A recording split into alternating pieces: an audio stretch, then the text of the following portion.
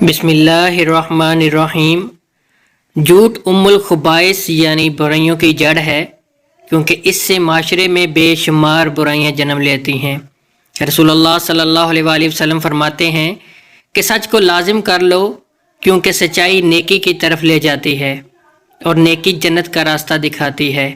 آدمی برابر سچ بولتا رہتا ہے اور سچ بولنے کی کوشش کرتا رہتا ہے، یہاں تک کہ وہ اپنے اللہ کے نزدیک صدیق لکھ دیا جاتا ہے۔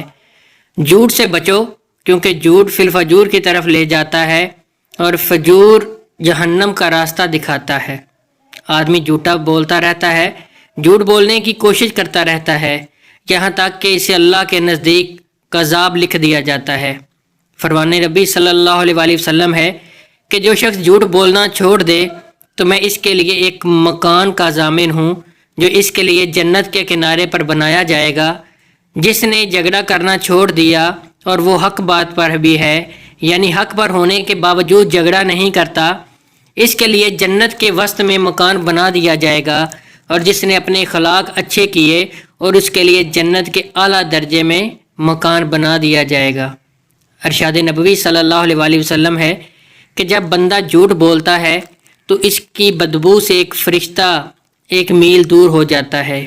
مزید فرمایا کہ بڑی خیانت کی یہ بات ہے کہ تو اپنے بھائی سے کوئی بات کہے اور وہ تجھے اس میں سچا جان رہا ہو اور تو اس سے جھوٹ بول رہا ہو۔ آپ صلی اللہ علیہ وآلہ وسلم کا فرمان عالی شان ہے کہ مومن کی اتباع میں تمام خصلتیں ہو سکتی ہیں مگر خیانت اور جھوٹ نہیں، یعنی دونوں چیزیں ایمان کے خلاف ہیں۔ مومن کو ان سے دور رہنا ضروری ہے۔ ایک دفعہ رسول اللہ صلی اللہ علیہ وآلہ وسلم سے پوچھا گیا کہ مومن بزدل ہو سکتا ہے؟ فرمایا ہاں۔ پھر عرض کیا گیا مومن بخیل ہو سکتا ہے؟ فرمایا ہاں۔ پھر پوچھا گیا مومن کذاب ہو سکتا ہے؟ فرمایا نہیں، لیکن اس کے باوجود 3 جگہ ایسی ہیں جہاں پر جھوٹ بولنا جائز ہے۔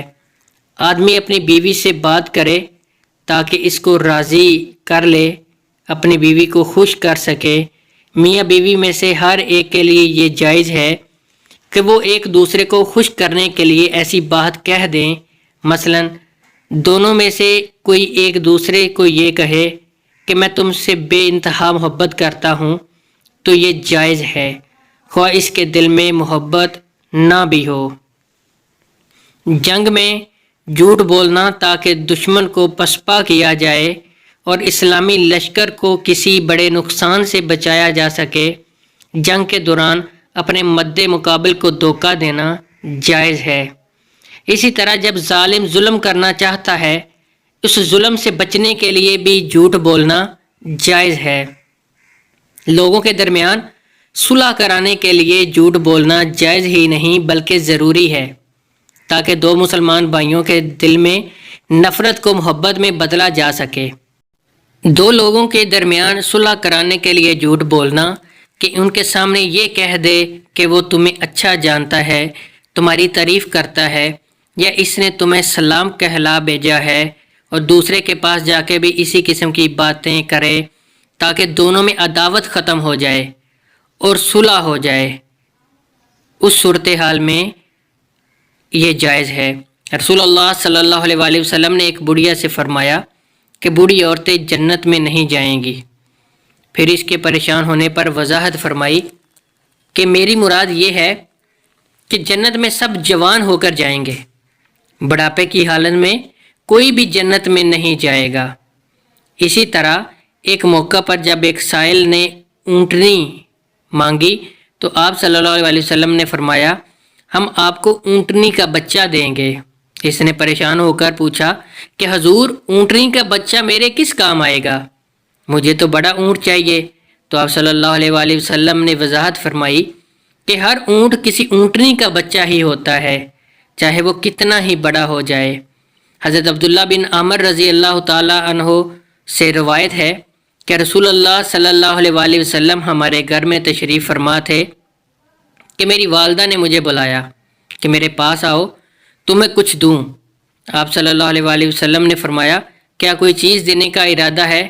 انہوں نے کہا کھجوریں دوں گی۔ تو آپ صلی اللہ علیہ وسلم نے ارشاد فرمایا اگر تو کچھ نہ دیتی تو تو یہ تیرے ذمے جھوٹ لکھ دیا جاتا۔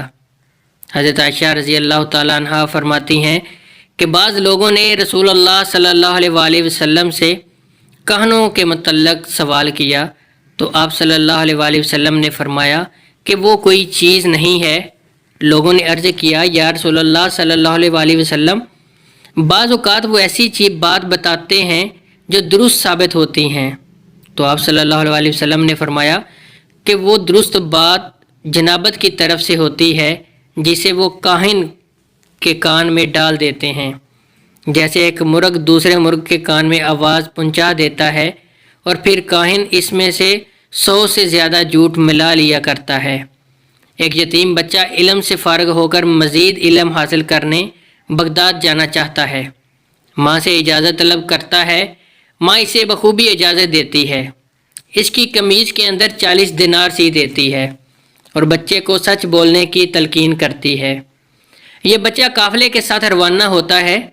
قافلے کو ہمدان کے قریب ڈاکو گھیر لیتے ہیں۔ ایک ڈاکو اس بچے سے پوچھتا ہے کہ تیرے پاس کیا ہے؟ بچہ کہتا ہے کہ میرے پاس 40 دینار ہیں۔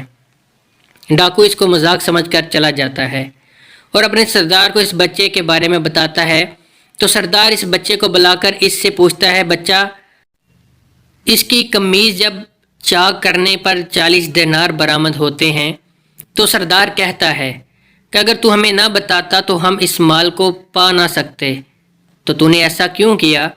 بچے نے کہا، میری ماں نے مجھے نصیحت کی تھی کہ میں کبھی جھوٹ نہ بولوں۔ سردار نے یہ سنا اور اس کے دل پر چوٹ لگی اور زاروں قطار رونے لگا اور کہنے لگا، بچے تو کتنا اچھا ہے، اپنی ماں سے کیا ہوا وعدہ پورا کرتا ہے، اور ہم کتنے برے ہیں کہ اللہ سے کیا ہوا وعدہ پورا نہیں کر رہے اور مخلوق کو لوٹ رہے ہیں۔ پھر کیا تھا، سردار اور اس کے ساتھیوں کے دل کی دنیا ہی بدل گئی، وہ انسان بن گئے۔ یہی بچہ آگے جا کر بہت بڑے بزرگ بنے۔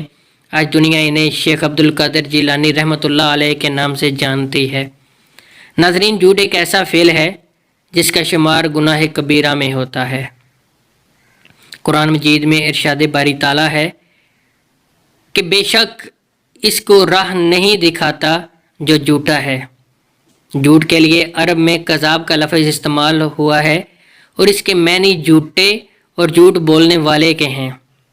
جھوٹ ایک ایسی برائی ہے جس سے دوسری تمام برائیاں نکلتی ہیں، اس لیے جھوٹ کو تمام برائیوں کی جڑ بتایا گیا ہے۔ حضور صلی اللہ علیہ وآلہ وسلم نے جھوٹ بولنے کی مزاحمت فرمائی ہے اور ارشاد فرمایا، جھوٹ گناہ کی طرف لے جاتا ہے، گناہ دوزخ میں لے جانے والا عمل ہے۔ حضور صلی اللہ علیہ وآلہ وسلم نے منافق کی ایک علامت یہ بھی بتائی کہ جب منافق گفتگو کرتا ہے تو جھوٹ بولتا ہے، اور منافق چونکہ دل میں کچھ اور رکھتا ہے اور زبان پر کچھ اور لاتا ہے، اس لیے وہ جھوٹا منافق قرار پائے گا۔ جھوٹ بول کر سودا بیچنا حرام ہے۔ اس میں ایک جھوٹ بولنے کا گناہ، دوسرے مسلمان کے ساتھ دھوکہ اور فریب کرنا۔ حضور صلی اللہ علیہ وآلہ وسلم کا ارشاد ہے، تاجر لوگ قیامت کے دن بدکار ہونے کی حالت میں اٹھائے جائیں گے سوائے اس شخص کے جو نیکی کا کام کرے، مثلا صدقہ و خیرات دیا کرے، سچ بولے۔ حضور صلی اللہ علیہ وآلہ وسلم نے ارشاد فرمایا، اللہ تعالیٰ قیامت کے روز تجارت میں جھوٹی قسمیں کھانے والوں سے نہ گفتگو کرے گا، نہ اس کی طرف توجہ فرمائے گا، اور نہ اسے پاک کر کے جنت میں داخل کرے گا، کیونکہ وہ شخص جھوٹی قسم کے ذریعے اپنے مال و تجارت کو فروغ دینے والا ہوگا۔ حضور صلی اللہ علیہ وآلہ وسلم نے ارشاد فرمایا، سچا اور امانت دار تاجر قیامت کے دن نبیوں، صدیقوں، شہیدوں اور ولیوں کے ساتھ ہوگا۔ اگر آپ کو ہماری ویڈیو اچھی لگی ہو تو ہمارے چینل کو سبسکرائب کریں اور ساتھ لگے ہوئے بیل آئیکن کو دبا دیں تاکہ ہماری آنے والی تمام ویڈیو آپ تک پر وقت پہنچتی رہیں۔ اللہ تعالیٰ آپ کا اور ہمارا حامی و ناصر، آمین۔